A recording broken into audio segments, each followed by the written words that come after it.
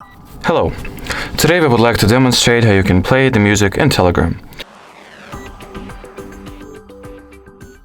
So first of all, find the music file that you would like to play, or if you do not have any, you can simply, send it to any chat or even to the saved messages by attaching the music file that you would like to listen to. Now, all that it's left to do, basically, is to simply tap on this play icon, and the music file, as you can see, starts playing right afterwards. In here, once the music file is playing, or you pause it, here as you can see this playlist kind of thing appears, which you can tap on and expand